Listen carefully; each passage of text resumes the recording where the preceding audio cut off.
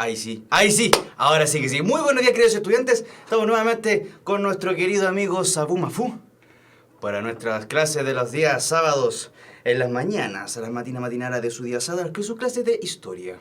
Vamos a recordar un poco lo que fue la clase pasada. La clase pasada, si bien recordamos, estuvimos hablando sobre el proceso de la descolonización. Proceso en el cual los imperios coloniales que surgieron entre el siglo XIX y el siglo XX, que tenían colonias en África y en Asia, perdieron esas colonias, perdieron esos territorios debido a diversos factores, como por ejemplo, surgimiento de los nacionalismos en cada una de esas colonias, el debilitamiento de las potencias, el surgimiento de la ONU y por supuesto fue el fin de la Segunda Guerra Mundial. El fin de la Segunda Guerra Mundial gatilló que todas estas potencias poderosas que estaban en ese momento se debilitaron y dieron paso a nuevas potencias, que en este caso serían la Unión Soviética y Estados Unidos. Por lo cual se abre un nuevo periodo que reconoceríamos como la Guerra Fría. Como el como el tiempo del día de hoy que está bastante frío.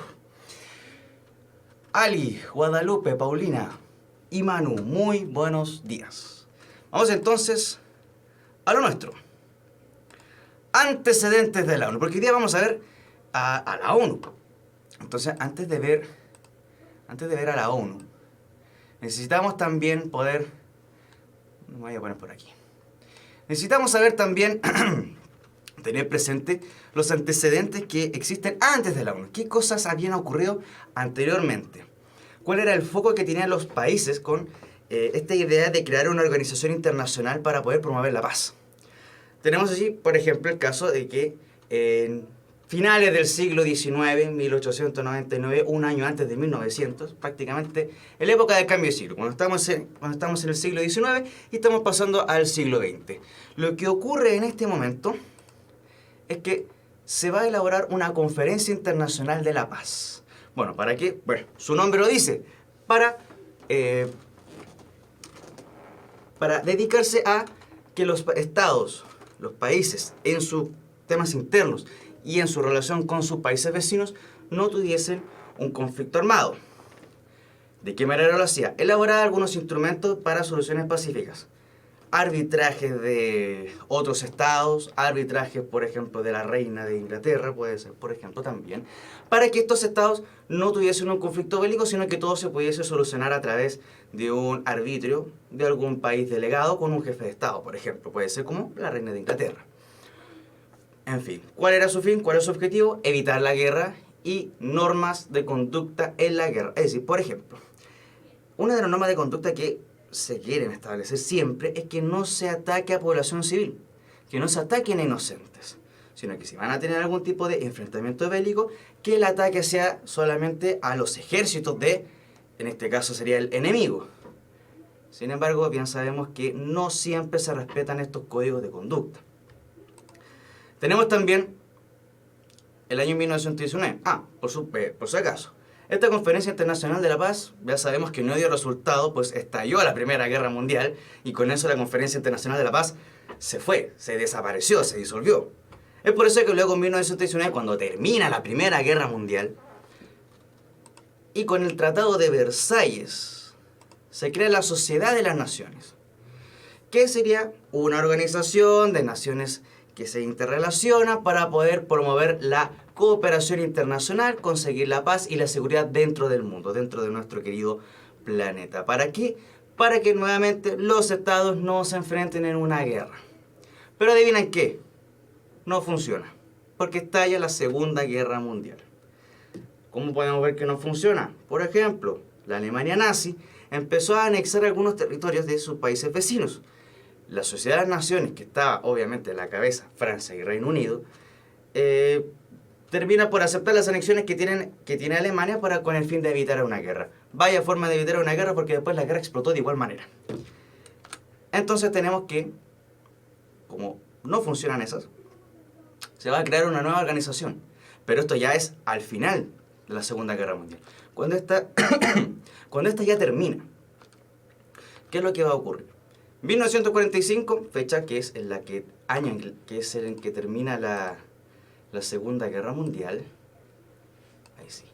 año en el que termina la Segunda Guerra Mundial, lo que va a pasar es que 50 países reunidos en San Francisco, Estados Unidos, redactan la Carta de las Naciones Unidas, que fue una propuesta hecha por China, la Unión Soviética, Reino Unido y los Estados Unidos. ¿Para qué? Para evitar el enfrentamiento bélico de las potencias. Ese era el fin que tenían todo este tipo de organizaciones. Era el fin de mantener la paz en el mundo. ¿Por qué? Bueno, porque es sabido que cuando existen grandes potencias, lo que las potencias quieren obviamente es obtener cada vez más poder. Recordemos que anteriormente habían existido imperios. Recordemos que ahora, finalizando la Segunda Guerra Mundial, seguían existiendo los imperios coloniales. ¿Y qué es lo que quiere hacer siempre un imperio? Siempre se quiere extender. Entonces, lo que busca aquí la Organización de Naciones Unidas es evitar un enfrentamiento bélico. Y es debido a eso, a que los imperios que siempre quieren extenderse, es que exige a sus miembros que se terminen los imperios coloniales, porque eso puede provocar nuevamente una guerra. Y ya habían pasado por dos, no querían pasar una tercera, porque una tercera lleva a tener otro tipo de armamento, como este armamento que vemos acá abajo, las bombas nucleares. Bombas nucleares que, bien sabido, estas, actualmente, son prácticamente unas bombas atómicas de juguete. Las bombas actuales, el poderío que tienen las bombas nucleares es mucho mayor, aproximadamente unas 40 veces más poderosas que este tipo de bombas. Entonces, por eso es que durante que termina la Segunda Guerra Mundial hasta que termina la Guerra Fría, tenemos que el mundo está tiene mucho temor de que exista una tercera guerra mundial nuevamente una guerra mundial, pero esta vez no se van a enfrentar simplemente con los mismos misiles y tanques que se habían enfrentado anteriormente, sino que ahora existía el peligro inminente de que utilizaran este tipo de armas. Es por eso que la Guerra Fría se caracteriza por tener una negociación o un enfrentamiento entre los Estados Unidos y la Unión Soviética. La ONU hoy. ¿Qué es lo que va a hacer la ONU hoy? Veamos. La ONU hoy en día tiene, por ejemplo, este soldado, si ustedes lo pueden observar, tiene su casco es azul. Bueno, este es de los famosos cascos azules de la Organización de Naciones Unidas, que van a países que tienen ciertos conflictos para poder promover la paz. Es decir, va un soldado de paz para poder evitar el enfrentamiento dentro de la misma zona o proteger alguna zona de aquel país o aquella ciudad.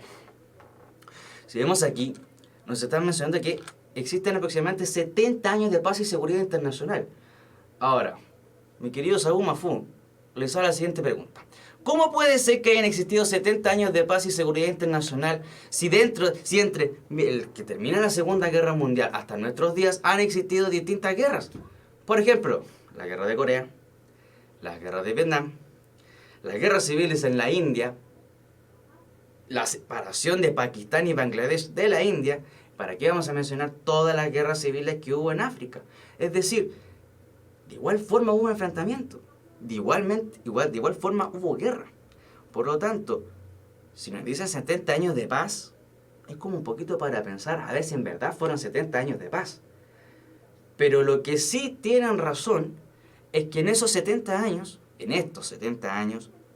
no ha existido nuevamente un enfrentamiento como fue la Primera Guerra Mundial o como fue la Segunda Guerra Mundial, que es donde las grandes potencias políticas, económicas y militares del mundo se enfrentan directamente, ya que la Primera Guerra Mundial se enfrentaba a los alemanes, bueno, siempre fueron los alemanes los del problema anteriormente, se enfrentaban los alemanes contra sus países vecinos en Europa. En la Segunda Guerra Mundial, nuevamente Alemania se enfrenta con sus vecinos en Europa. Pero ya en esta posible Tercera Guerra Mundial, dentro de la Organización de Naciones Unidas, las grandes potencias, las que terminaron siendo las grandes potencias finalmente, Estados Unidos y la Unión Soviética, estas grandes potencias finalmente tienen encuentros donde pueden tener reuniones bilaterales o multilaterales, donde se discuten diversos temas. Y en vez de tener un enfrentamiento más directo, un enfrentamiento belicoso, sino que simplemente el enfrentamiento se da en las discusiones de la misma Asamblea de las Naciones Unidas o en los consejos de seguridad de la ONU. De esa forma es que se pudo mantener esa paz. Cuando hablamos de 70 años de paz entonces, estamos hablando que no hubo un enfrentamiento entre las grandes potencias y que esto abarcó a todo el mundo. Recordemos, por algo de la Primera y Segunda Guerra Mundial se llaman así, porque englobó a todo el planeta en una guerra en distintos frentes. Segunda cosa que hace la Organización de Naciones Unidas: promover el desarrollo, prestar asistencia humanitaria a los conflictos, las personas que están en zonas de conflicto. Por ejemplo, como sería en la India, sería también, por ejemplo, en algunos países de África, que todavía hay algunas que han estado en guerras civiles, por no ir muy lejos. Hace unos 10 o 15 años atrás, si no me equivoco bien en el dato, aproximadamente en ese lapso de tiempo, existía un país que se llamaba Sudán. Bueno, hoy existe Sudán y Sudán del Norte, debido a que se separaron. Otro tipo de zona de conflicto, no necesariamente es una zona de conflicto de guerra, conflicto bélico, sino que también puede ser una zona de conflicto en la cual el conflicto sea una crisis humanitaria, como por ejemplo en el caso de nuestro querido país amigo, como lo es Haití.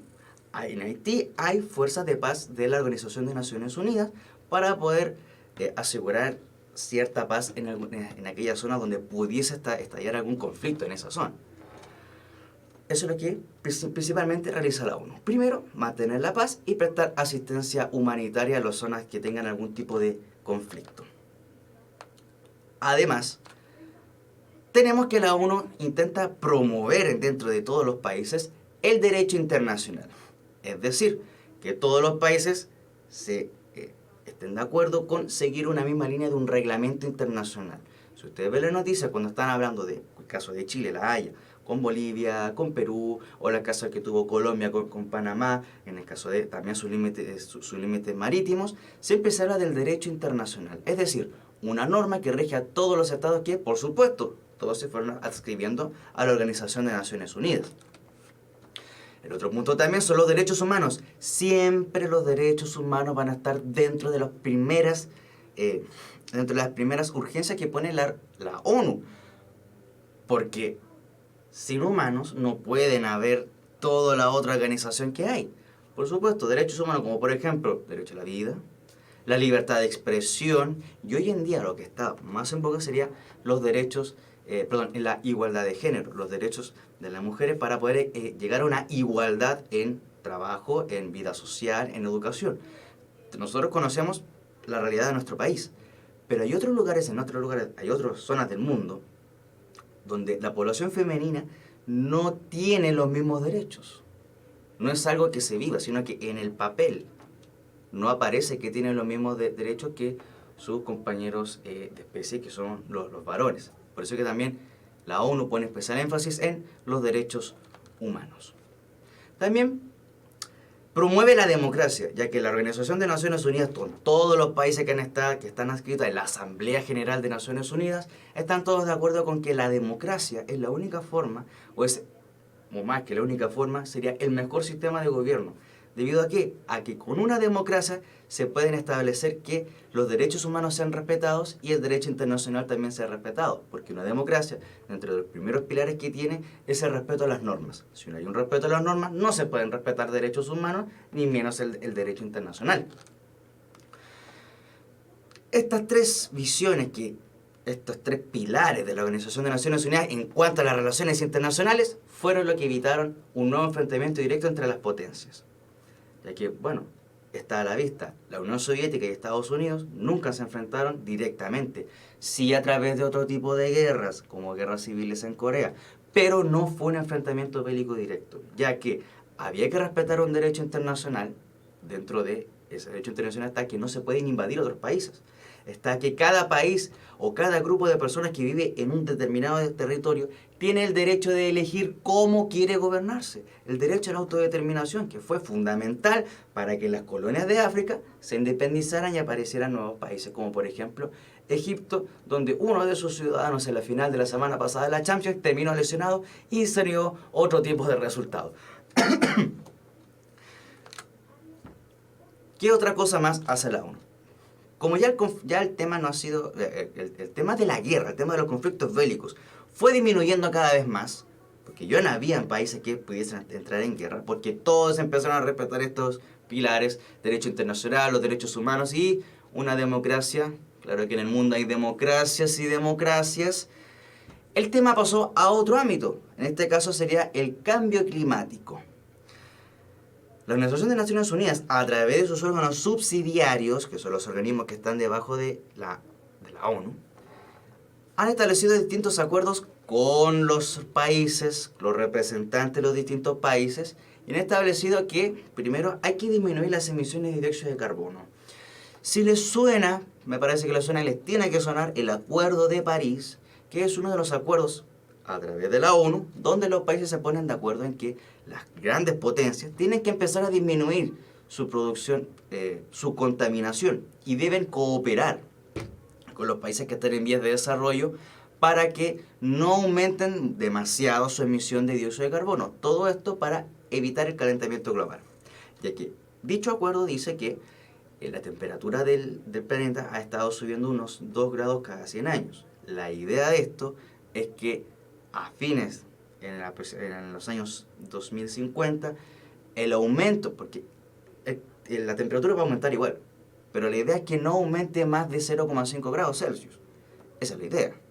Vamos a ver si funciona las medidas que se están tomando. Pero por lo menos está la intención de la ONU de poder establecer un orden y un precedente de que, aparte de querer mantener la paz y la calidad de vida de las personas, también es necesario mantener y cuidar nuestra casa, que es nuestro querido planeta Tierra, ya que no tenemos otro donde poder vivir. Aquí tenemos un esquema donde tenemos todos los órganos principales de la Organización de Naciones Unidas. Podríamos verlos cada uno, pero nos vamos a empezar a confundir un poco porque hay algunos organismos que, si bien dependen de los que están más allá, como la Asamblea General, el Consejo de Seguridad, el Consejo Económico y Social, si bien cada uno tiene su propio organismo independiente, de igual forma existen algunos de estos organismos que dependen de uno y también comparten funciones con otro. Entonces vamos a ir viendo algunos específicos, los más conocidos, los que más hacen ruido en nuestros oídos. Entonces vamos a ver primero el de la Asamblea General. Bueno, la Asamblea General de Naciones Unidas tiene... Déjeme llegar aquí. Ahí sí. La Asamblea General de Naciones Unidas tiene como objetivo reunir a los representantes de los estados miembros, por supuesto, donde tiene ciertos órganos que son subsidiarios. Que lo que es un órgano subsidiario sería un organismo, una organización que está entre una jerarquía máxima, que en este caso sería la Organización de Naciones Unidas, y los estados, como por ejemplo los comités de derechos humanos, los comités de desarme y los comités de derecho internacional. Ya habíamos hablado de los derechos humanos y el derecho internacional. Bueno, ahí están los comités que realizan cuáles son las decisiones que se van a tomar, los acuerdos que se van a proponer a las naciones para firmar los acuerdos y que todos vayan caminando hacia el mismo rumbo. Pero también hay otro, que es, por ejemplo, el comité de desarme. ¿Cuál es la función del comité de desarme? Que los países que tengan, por ejemplo, armas químicas, armas de destrucción masiva, bombas nucleares, disminuyan su producción, más que disminuir, eliminen la producción y vayan eliminando su armamento militar.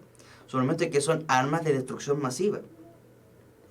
Tenemos, por ejemplo, el caso que este mismo comité de desarme estuvo presente también con la cumbre que existió entre Corea del Norte y Corea del Sur. Ya sabemos que el coreano del norte, el coreano de color rojito, ese chinito, lo que quería era probar su armamento militar. Y debido a que tenía ese armamento militar, tiene que probarlo. Y para poder probarlo, utilizaba unos túneles que estaban debajo de una montaña y hacía las pruebas. Actualmente, hace 2 semanas atrás, la Organización de Naciones Unidas le pidió y Kim Jong-un aceptó eliminar sus zonas de prueba. Y es así como podemos, y tenemos el registro en video hoy en día, porque apareció, me imagino que ustedes lo pudieron haber visto en las noticias, en que mostraban imágenes donde estaban destruyendo los túneles donde hacían las pruebas nucleares. Bueno, esa es una de las funciones que tiene la ONU a través de su comité de desarme. Que los países tengan que eliminar su armamento militar, que es extremadamente peligroso debido a que puede destruir a gran parte de la población. Otro de los órganos que existen dentro de esta Asamblea General son los fondos y programas. Dentro de los más conocidos tenemos al PNUD, que es el Programa de Naciones Unidas para el Desarrollo, el cual aconseja a los distintos países sobre qué medidas deben tomar para poder alcanzar el desarrollo. ¿Han escuchado que hace 2 o 3 presidentes atrás siempre se ha hablado de que Chile está en las puertas del desarrollo. Chile está a punto de ser un país desarrollado. Bueno, algunos sectores de nuestro país dicen, sí, estamos cerca del desarrollo, estamos cerca de codearnos con Suecia. Pero otro sector del país puede decir, oye, pero yo no creo que viva cerca de algo parecido a Suecia. Lo más parecido a Suecia es el barrio Suecia. Entonces, debido a esa diferencia que se puede percibir en distintos sectores de la sociedad, es que este programa de Naciones Unidas realiza cada 2 años un ranking. Un ranking donde revisa la situación de cada uno de los miembros de esta organización y ve cuál es la escolarización que tienen cada uno de sus ciudadanos. Escolarización es decir, cuántos son los años que ha cursado en escuela, cuántos son, cómo es el acceso a la educación, si existe un verdadero acceso. Otra cosa es la salud que tienen las personas y el acceso a la salud que puedan tener.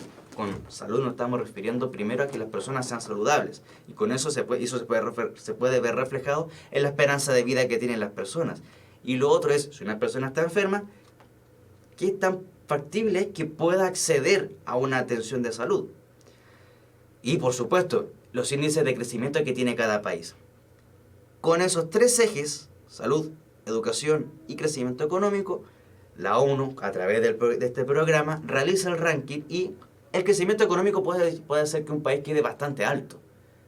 Pero si no tiene una escolarización de sus habitantes, una buena salud de sus habitantes y un acceso a ambos, eso le empieza a restar puntos en el ranking.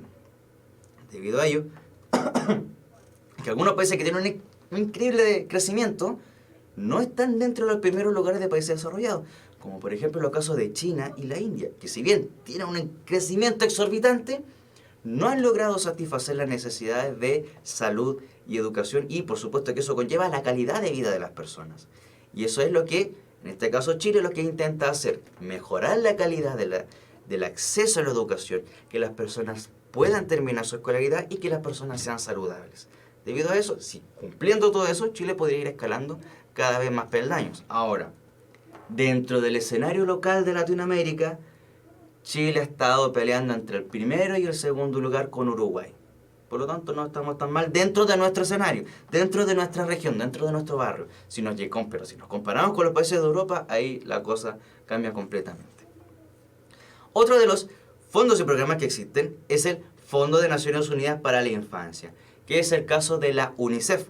La UNICEF tiene que vigilar, tiene que observar y aconsejar, por supuesto también, todo esto siempre en labores de consejo. Si algún país no acepta los consejos que se les van dando, eso ya puede pasar a otras instancias como tribunales que vamos a ver después.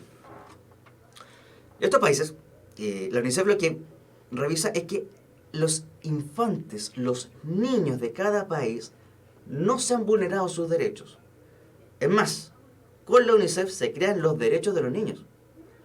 Como por ejemplo, derecho a tener una familia, derecho a ser amado, derecho a tener educación, derecho a tener identidad propia.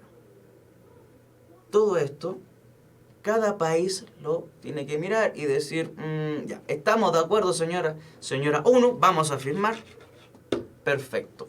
Vamos a tomar sus medidas que nos está aconsejando porque nos damos cuenta que esto va a mejorar la calidad de vida de las personas. Entonces tenemos los fondos y programas, en general, en síntesis, se enfocan en revisar y aconsejar a las naciones para mejorar la calidad de vida de las personas. ¿Qué otros órganos tenemos? El más importante, el más destacado, no el más importante, sino que el más destacado, el más conocido, es el Organismo de Naciones Unidas para la Igualdad de Género y el Empoderamiento de las Mujeres, llamado también como ONU Mujeres. Nuestra actual expresidente Michelle Bachelet participó en este organismo de ONU Mujeres para poder, por supuesto, siempre aconsejar a los países que empoderen a las mujeres. Que las mujeres también tienen derecho a la educación, igual que una persona que es hombre, porque al final somos todos iguales, todos tenemos la misma naturaleza y por lo tanto la misma dignidad. Y basado en que tenemos la misma dignidad, debemos ser iguales ante la ley y, por supuesto, la mujer también, de hecho, me atrevería a decir que es mucho más habilidosa que uno en muchas partes. Pero en fin, la ONU se preocupó de establecer un organismo para el empoderamiento de las mujeres, donde las mujeres tienen una gran participación en esto y puedan tener una agenda para poder apoyar a mujeres que están en otros países que están en situaciones mucho más complejas, como los países que tienen algunos gobiernos, por ejemplo, gobiernos islámicos de Medio Oriente, donde se les prohíbe a las mujeres incluso caminar en la calle, caminar en la calle y no estar cubiertas, o utilizar cierto tipo de ropa, o incluso manejar algún automóvil en algunos lugares de algunos países de Medio Oriente. Esos son algunos de los lugares donde la ONU ha estado poniendo harto ojo y tratando de aconsejar para poder liberalizar estas situaciones. ¿Qué otras cosas tenemos? Tenemos el Consejo de Seguridad. Este Consejo de Seguridad de la ONU, es un conjunto de comité que busca establecer acciones contra la vulneración de la paz internacional y la vulneración de los derechos humanos, ya que vulnerando los derechos humanos, el paso siguiente es la vulneración del derecho internacional y eso provoca una guerra. Eso ha sido lo que ha ocurrido siempre, por ejemplo, en la Primera Guerra Mundial y luego la Segunda. Entonces ahora, como no querían una Tercera Guerra Mundial, crearon este consejo para evitar que algún país intentase vulnerar los derechos humanos. Este Consejo de Seguridad se puede dividir en dos partes. El primero, en cuanto a los miembros, serían los miembros, que son 5 miembros permanentes, que serían, en este caso, China, Francia, la Federación Rusa o Rusia, el Reino Unido de Gran Bretaña e Irlanda del Norte, que también se habla de Gran Bretaña o simplemente se habla de Inglaterra, ya. Pero este es el conjunto total, Reino Unido. Y por supuesto, Estados Unidos. Si se dan cuenta y miramos estos 5 miembros permanentes y a Rusia le extendemos el color rojo y le ponemos un hoyo y un martillo, se convertiría en la Unión Soviética. Esos son los países que fundaron y se convirtieron como miembros permanentes del Consejo de Seguridad de la ONU, ya que fueron ellos los que presentaron la primera propuesta no la primera, sino que la propuesta definitiva de la Carta de las Naciones Unidas por la cual se iban a solventar. Debido a ello que aparecen estos 5 países. Luego que la Unión Soviética se diluyó, su puesto lo tomó la Federación Rusa. Existen otros países que son los no permanentes, que en este caso serían 10, como es el caso de Bolivia, Costa de Marfil, Etiopía, Kazajstán, Kuwait, Países Bajos, Perú, Polonia y Suecia. ¿Cuál es la diferencia que hay entre el miembro permanente y el no permanente? El miembro permanente, cualquiera de estos 5, tiene derecho a veto. Es decir, puede decir, esta decisión no me parece y no se va a implementar. Entonces, ¿qué tienen que hacer todos los otros miembros del Consejo? Buscar los argumentos suficientes para poder convencer a los representantes de este país que se ha negado. O intentar hacer una negociación para que este país que dio el veto finalmente cambie de parecer y apruebe la medida. En esta situación, cuando se encontraba el mundo en la Guerra Fría entre la Unión Soviética y Estados Unidos, en ese momento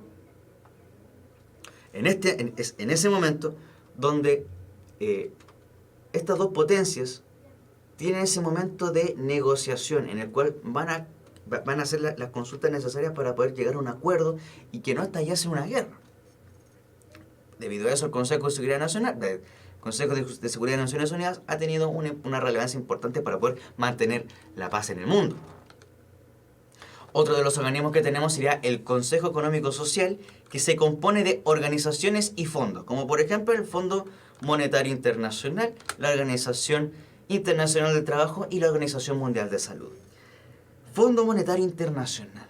Voy a contar algo que ha ocurrido del otro lado de nuestra cordillera de los Andes, en el país de Argentina. El país del tango, el país del fútbol, país de Boca, de River, de Independiente, de Racing. Lo que ha ocurrido allá, es que antes del presidente que tenían hoy día, la presidenta anterior, todos sus gobiernos, y luego, y anteriormente, su marido, Argentina había tenido una política en la cual el Estado era un Estado benefactor. Dicho Estado satisfacía necesidades de las personas. los que estaban en situación vulnerable les entregaban recursos como bonos, subsidios, ayudas sociales. Las pensiones eran pensiones de reparto, es decir, según las personas que están trabajando en edad activa de trabajar, pagan un monto y ese monto que pagan se lo pagan a la generación siguiente, que es un poco menos, que serían los más abuelos, que en Argentina con mucho cariño les dicen los viejos. No, estamos hablando de un periodo más actual, pero sí, partió de ese periodo de las pensiones en la época peronista. ¿Qué ocurre con ese sistema? Vamos a tomar ese sistema como ejemplo para ver el financiamiento y relacionarlo con el Fondo Monetario Internacional. Para poder pagar las pensiones, es necesario tener 2 personas que trabajan para poder pagar la pensión de una. ¿Ok? Ok. Cuando un país está teniendo un desarrollo económico y luego un desarrollo social, un desarrollo humano, suele suceder que las familias, o mejor dicho, las personas comienzan a tener cada vez menos hijos. Si tienen menos hijos, entonces la población que trabaja y la población que va a trabajar para pagar las pensiones de los viejos... ¿Cómo está Tomás? Las pensiones de los viejos... obviamente ya no van a ser 2 personas para pagar la pensión de una, sino que va a ser una persona para pagar la pensión de una persona. Por lo tanto, el monto ya no va a ser tanto el que va a recibir la persona jubilada. Es en ese momento donde el Estado tiene que meterse la mano al bolsillo y poner los recursos suficientes para poder compensar la baja que está teniendo. Debido a esa crisis, el Estado argentino ha tenido que estar cobrando cada vez más impuestos.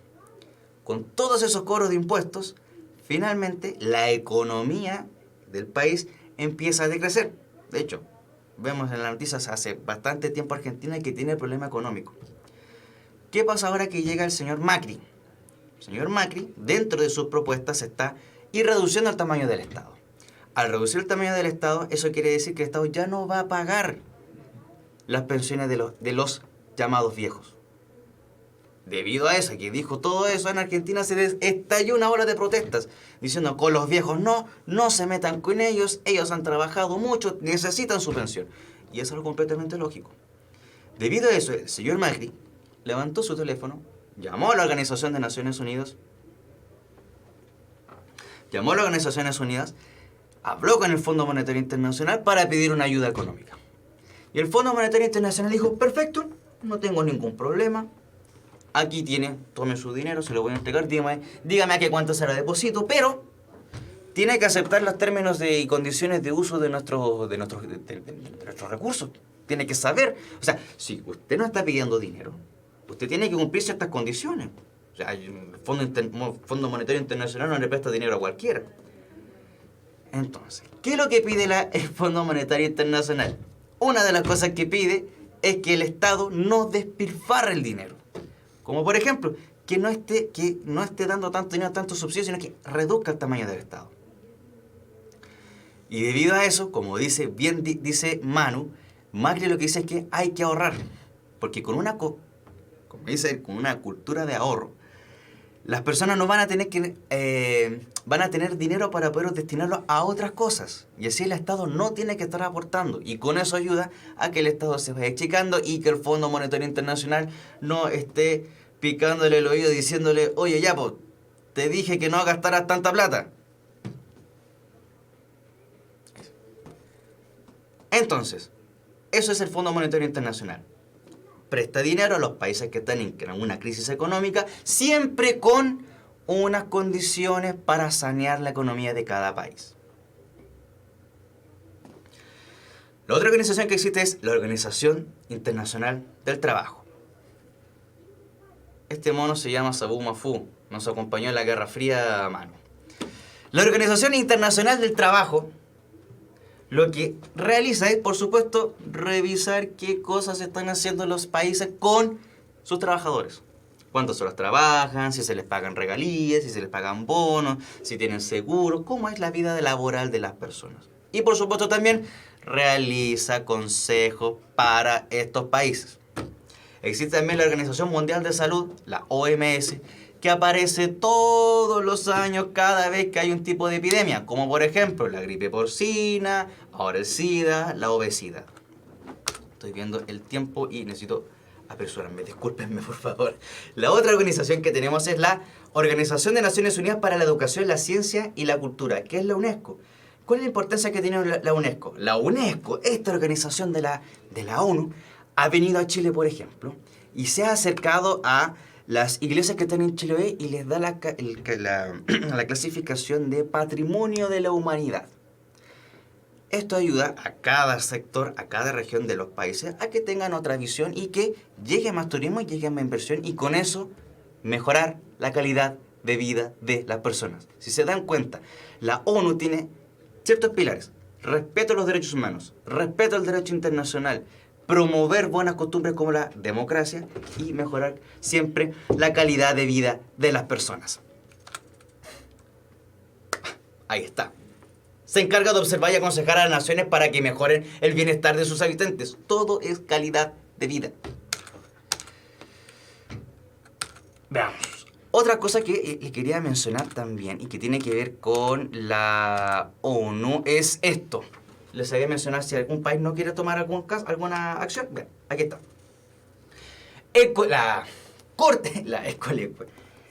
La Corte Internacional de Justicia, que se encuentra en La Haya, que esto está en los Países Bajos, nosotros lo conocemos como Holanda.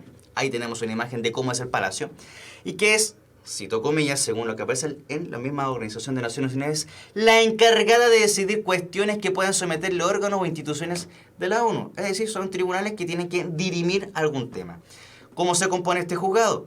Son 15 magistrados, 15 jueces, que los deciden entre la Asamblea Nacional, la Asamblea General y el Consejo de Seguridad de la ONU, donde puede haber algún veto por algún miembro permanente.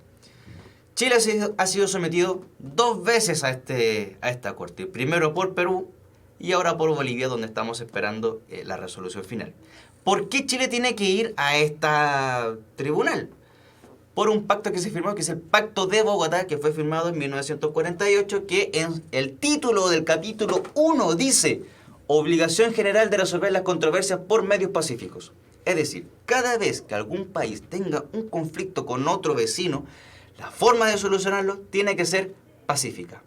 ¿Y cuál sería la forma pacífica? Ir a la Organización de Naciones Unidas a someterse a el Tribunal de La Haya. Ahora, vamos a ver 3 preguntas de manera muy rápida con nuestro querido pastorcito alemán. Después de qué hecho fue creada la Organización de Naciones Unidas. Dijimos que había sido creada en 1945. Debido a nuestro tiempo nos vamos a tener que apurar. Sabu Mafu, por favor, aprieta el botón. Luego de la Segunda Guerra Mundial fue creada la Organización de Naciones Unidas. ¿Para qué? Para la paz y para poder asegurar la calidad de vida de las personas. Número 2. ¿Qué intenta evitar la ONU? La pérdida de colonias europeas en África y Asia, la proliferación de movimientos opositores a gobiernos, el enfrentamiento bélico entre naciones, la discusión por territorios en disputa. ¿Qué fue lo que quiso hacer la ONU? A ver, nos queda aproximadamente 1 minuto para poder responder y tenemos que, como bien dice Manu, la respuesta correcta es la C: evitar el enfrentamiento bélico entre las naciones. Y finalmente,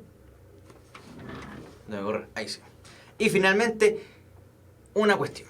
Si 2 países latinoamericanos, es decir, acá, de este continente, tienen una disputa por un territorio, ¿qué deben hacer según el Pacto de Bogotá? 1.